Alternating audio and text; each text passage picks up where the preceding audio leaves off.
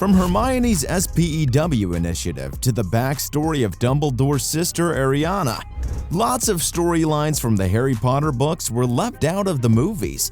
Most of them were probably cut for time, but there's one storyline that I'd argue was changed in a way that made the story worse. And it has to do with none other than Lucius Malfoy. Now, if you've seen Harry Potter, you'll know that Draco plays a pretty significant role in the series. When you first meet him, he's pretty much the best example of a douchey Slytherin. He's so arrogant that he looks down on everyone, and he especially sneers at Hermione for being a mudblood. But as things go on, you come to see that this guy is really bad news. He was a Death Eater during the First Wizarding World War, and for some reason, he was allowed to hang around the Wizarding World after that, which gave him an opening to help organize Voldemort's comeback tour.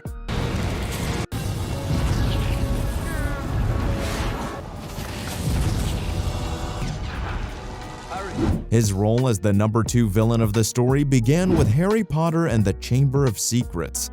But before we get into that book, let's take a trip down the timeline of the series. We're revisiting Voldemort's Hogwarts years. Back when the terror of the Wizarding World was at school, he opened the Chamber of Secrets for the first time. As the heir of Slytherin, he was the only one who could control the chamber and the basilisk inside. His goal was to exterminate all the mudbloods at the school, and he managed to petrify lots of them.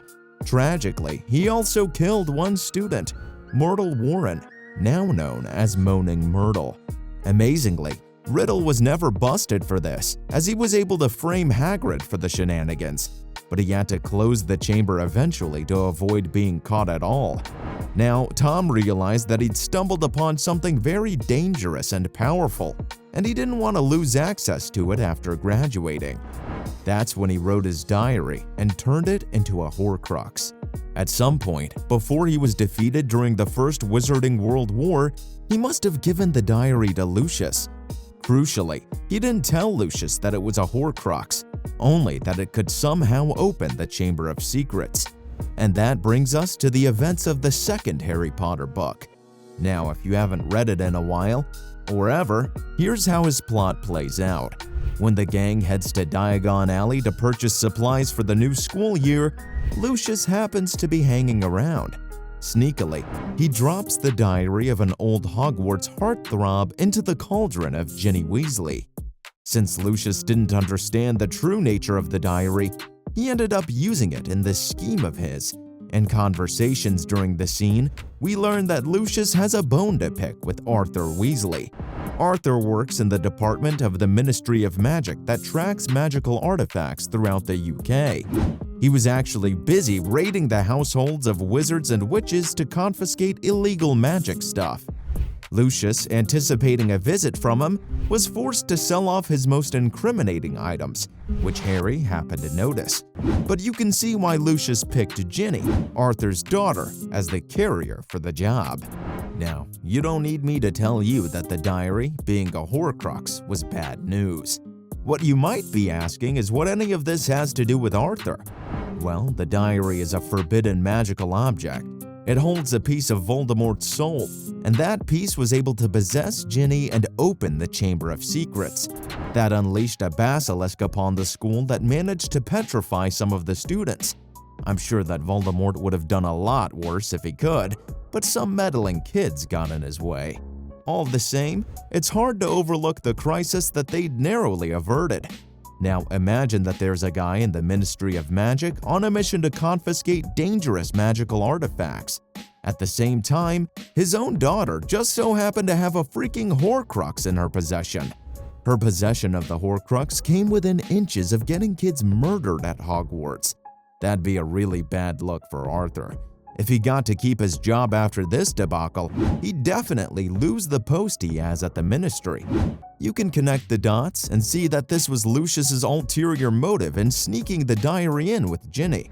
He was basically trying to get revenge on Arthur for forcing him to sell his magical possessions, while also furthering Voldemort's schemes. You can see that the story of Tom Riddle's diary has been fleshed out a lot. So too was Lucius's own motivation in carrying out this plan. How much of this ended up in the movies? Basically, none of it. In the movie, we do see Lucius slipping the diary into Ginny's cauldron. Harry even calmly asks Lucius why he did it after the diary has been destroyed, and it turns out that Malfoy doesn't really have a reason for why he did it. Yup. Now, of course, we'd find out in future movies that the diary was a Horcrux and all that, but Voldemort's history of creating the diary and the beef between Lucius and Arthur are totally left out. In the grand scheme of things, it's as if Lucius snuck the diary in with Ginny because Ginny drew the short straw or something. Even in the movies, Lucius doesn't know that he'd just gotten a Horcrux of Voldemort destroyed. What's even funnier about this now is that Lucius had no reason at all to risk a piece of Voldemort's soul and lose it in this way. Except, I guess, for funsies. I mean, at least if Lucius was trying to get back at Arthur, using the diary to implicate his daughter was a good reason for him to do it. If Lucius ever faced consequences for losing the diary, those were also left off screen. By the time Voldemort returns on the big screen, Lucius is still one of his most trusted Death Eaters. I know what you're thinking now. Why would they leave this all out? The truth is, the books have a rich and densely detailed world, and the movies were never going to be able to capture all of it. I could make a whole video and take shallow dives into all the subplots and storylines that had to be excised from the movies. This business with Voldemort's diary fleshes out the relationship between Lucius and Voldemort, and it also gives us a glimpse into Tom Riddle's past. That stuff is great, but its absence doesn't really hurt the movies. When it comes to the Horcruxes, there are more important ones than the diary. The movie simply chose to focus on the ones that mattered the most. As for the Arthur Weasley subplot, it helped to add depth to Lucius Malfoy's character. The thing is, though, Jason Isaacs and his acting were more than enough to get that job done.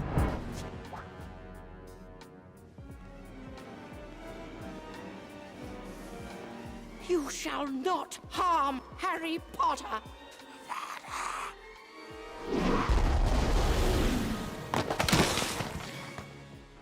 Having this beef between him and Arthur complicates the story in a way that doesn't necessarily make it better. So long as the movie makes it clear that Lucius is a racist hater of mudbloods, I don't think he needs much more motivation than that. The opportunity to cleanse Hogwarts of its impure elements is reason enough for Lucius to do anything. That realization is all anyone needs to get a grasp of how evil he is. And I think while the movie could have benefited by including the plot, it wasn't all that necessary in the end. But that's all for today's exploration of a storyline that was cut from the movies.